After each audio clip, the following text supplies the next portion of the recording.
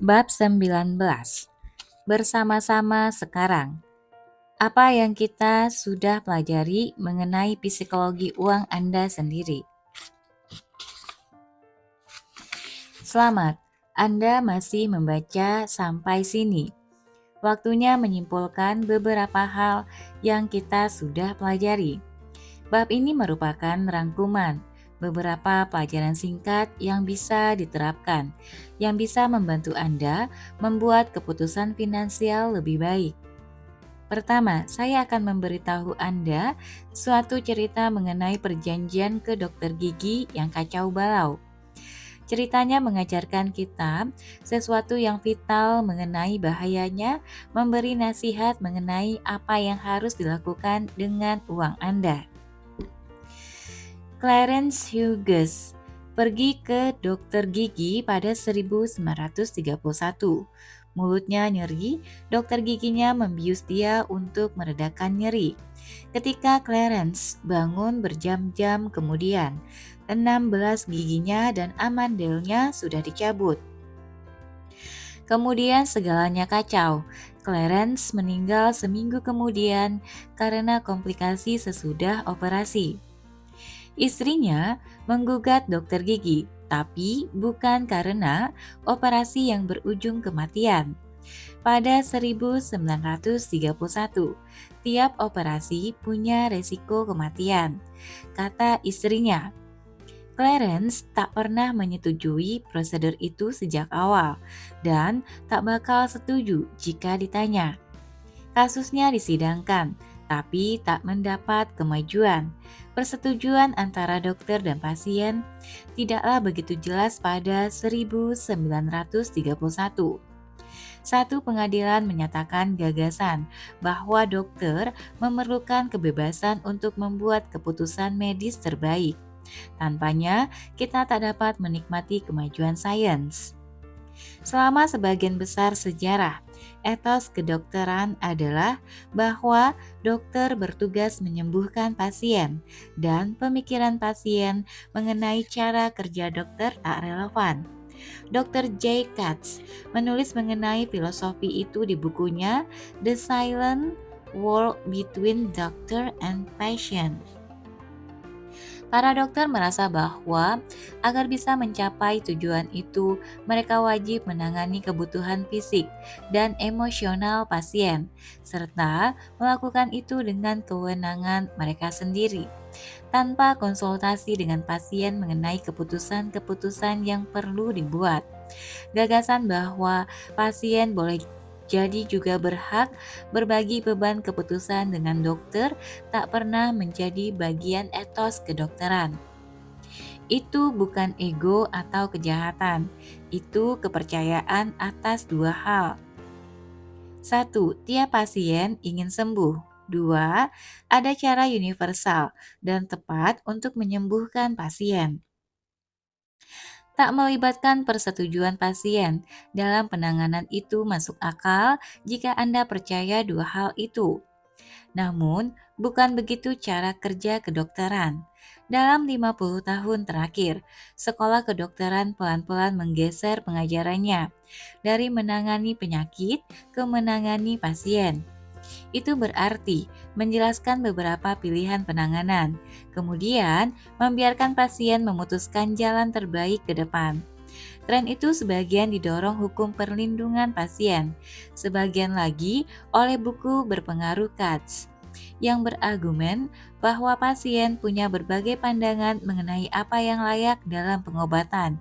Jadi, kepercayaan mereka harus dipertimbangkan. Katz menulis, tak masuk akal untuk menyatakan bahwa dalam praktik seni dan sains, dokter bisa mengandalkan niat baik, kemampuan memutuskan apa yang tepat untuk dilakukan. Tak semudah itu. Kedokteran adalah profesi yang kompleks. Interaksi antara dokter dan pasien juga kompleks. Kalimat terakhir itu penting. Dokter adalah profesi yang kompleks. Interaksi antara dokter dan pasien juga kompleks. Anda tahu profesi apa lagi yang mirip? Penasihat keuangan. Saya tak memberitahu Anda apa yang harus dilakukan dengan uang Anda, karena saya tak kenal Anda. Saya tak tahu apa yang Anda inginkan. Saya tak tahu kapan Anda menginginkannya. Saya tak tahu mengapa Anda menginginkannya. Jadi, saya tak akan memberitahu Anda apa yang harus dilakukan dengan uang Anda. Saya tak ingin menangani Anda seperti dokter gigi menangani Clarence Hughes. Namun, dokter gigi jelas tidak tak berguna. Mereka punya pengetahuan, mereka tahu kemungkinan, mereka tahu apa yang bisa ampuh. Bahkan, jika pasien mencapai kesimpulan beda mengenai jenis penanganan yang tepat untuk mereka. Pasien keuangan pun begitu. Ada kebenaran-kebenaran universal dalam keuangan. Bahkan, jika orang-orang mencapai kesimpulan yang berbeda-beda mengenai bagaimana mereka ingin menerapkan kebenaran-kebenaran itu di urusan keuangan sendiri. Dengan pertimbangan itu, mari kita lihat beberapa saran singkat yang bisa membantu Anda membuat keputusan lebih baik dengan uang Anda. Usahakan bersikap rendah hati ketika keadaan baik dan memaafkan atau welas asih ketika keadaan buruk. Karena keadaan tak pernah sebaik atau seburuk kelihatannya. Dunia ini besar dan kompleks. Keberuntungan dan resiko sama-sama nyata dan sukar dikenali. Ingat itu, bila menilai diri sendiri dan orang lain. Hormati kekuatan keberuntungan dan resiko, dan Anda akan lebih bisa fokus ke hal-hal yang Anda bisa benar-benar kendalikan. Anda juga akan punya peluang lebih besar menemukan teladan yang lebih tepat. Kurangi ego, tambah kekayaan. Menabung adalah membedakan antara ego dan pendapatan, dan kekayaan adalah apa yang Anda tak lihat. Jadi, kekayaan diciptakan dengan menekan pembelajaran hari ini agar bisa punya lebih banyak barang atau pilihan pada masa depan. Tak peduli sebanyak apa pendapatan Anda tak akan pernah membangun kekayaan kecuali Anda bisa membatasi keasyikan yang Anda bisa dapatkan dengan uang Anda sekarang, hari ini. Kelola uang Anda dalam cara yang membuat Anda bisa tidur pada malam hari. Itu beda dengan berkata Anda harus berusaha mendapat hasil tertinggi atau menabung beberapa persen pendapatan Anda. Beberapa orang tak bisa tidur kecuali kalau sudah mendapat hasil tertinggi. Yang lain hanya akan nyenyak jika investasinya aman. Tiap orang beda, namun patokan apa ini membuat saya bisa tidur adalah pedoman universal untuk segala kebutuhan keuangan. Jika Anda ingin mendapat hasil lebih baik sebagai investor, hal yang paling dahsyat yang Anda bisa lakukan adalah memperpanjang cakrawala waktu. Waktu adalah kekuatan terbesar dalam investasi. Waktu membuat hal-hal kecil tumbuh besar dan kesalahan besar memudar. Waktu tak bisa menetralkan keberuntungan dan resiko, tapi mendorong hasil mendekati apa yang layak didapat orang. Santai saja dengan banyak kesalahan. Anda bisa keliru dalam setengah dari semua kesempatan dan tetap untung. Karena segelintir hal bertanggung jawab atas mayoritas hasil. Tak peduli apa yang Anda lakukan dengan uang Anda seharusnya santai dengan banyak hal yang tak berjalan. Begitulah dunia. Jadi, Anda harus selalu mengukur bagaimana hasil Anda dengan melihat portofolio secara utuh, bukan satu persatu investasi. Boleh-boleh saja punya banyak investasi buruk dan sedikit yang menonjol. Itu biasanya skenario terbaik. Menilai prestasi Anda dengan memusatkan perhatian ke satu persatu. Investasi membuat pemenang lebih brilian daripada sebenarnya, dan pecundang tampak lebih disesali daripada seharusnya. Gunakan uang untuk mendapat kendali atas waktu Anda.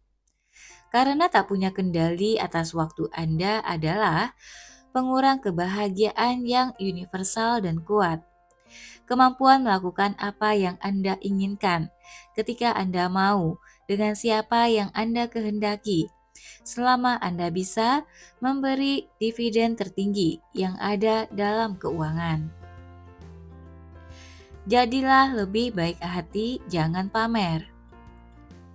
Tak ada yang terkesan dengan harta Anda melebihi Anda sendiri. Boleh jadi Anda berpikir Anda ingin mobil mewah dan arloji mahal. Namun, Anda barangkali sebenarnya menginginkan rasa hormat dan kekaguman. Dan Anda lebih mungkin mendapatkannya melalui sifat baik dan rendahan hati ketimbang mobil mewah. Menabung. Menabung saja. Tak perlu alasan khusus untuk menabung. Boleh saja menabung untuk membeli mobil atau uang muka rumah, atau keadaan darurat medis. Namun, menabung untuk hal-hal yang mustahil diprediksi atau didefinisikan adalah salah satu alasan terbaik untuk menabung. Kehidupan semua orang penuh kejutan. Tabungan yang tak diperuntukkan bagi apapun yang khusus adalah pelindung terhadap kemampuan kehidupan mengejutkan kita pada saat yang paling tak tepat. Temukan biaya keberhasilan dan bersiaplah membayarnya. Karena tidak ada hal baik yang gratis. Ingat bahwa sebagian besar biaya finansial tak kentara. Ketidakpastian, keraguan, dan penyesalan adalah biaya yang lazim di dunia finansial. Seringkali biayanya layak dibayar. Namun, Anda harus memandangnya sebagai biaya, harga yang layak dibayar untuk ditukar dengan sesuatu yang menyenangkan, bukan denda, hukuman yang Anda harus hindari. Junjung tinggi ruang untuk kesalahan. Perbedaan antara apa yang dapat terjadi pada masa depan dan apa yang Anda perlukan terjadi pada masa depan agar mendapat hasil baik adalah hal yang memberi Anda ketahanan, dan ketahanan adalah yang memungkinkan penumpukan membuat keajaiban seiring waktu. Ruang untuk kesalahan sering kelihatan seperti pengaman konservatif, tapi jika ruang itu membuat Anda bisa terus bermain, biayanya layak dibayar. Hindari ujung-ujung ekstrim keputusan keuangan. Tujuan dan hasrat tiap orang akan berubah seiring waktu. Dan makin ekstrim keputusan Anda pada masa lalu, makin besar penyesalan Anda ketika Anda berkembang. Sebaiknya Anda suka resiko, karena seiring waktu ada imbalannya. Namun Anda harus paranoid dengan resiko merusak karena itu akan membuat Anda tak bisa mengambil resiko masa depan yang ada imbalannya. Ketahui permainan yang Anda lakukan dan pastikan tindakan Anda tak dipengaruhi orang yang permainannya berbeda. Hormati ketidakrapian. Orang-orang cerdas, berpengetahuan, dan masuk akal bisa tidak bersepakat dalam keuangan karena orang punya tujuan dan keinginan berbeda-beda. Tak ada satu jawaban yang benar, hanya ada jawaban yang ampuh bagi Anda. Sekarang saya akan beritahukan apa yang ampuh bagi saya.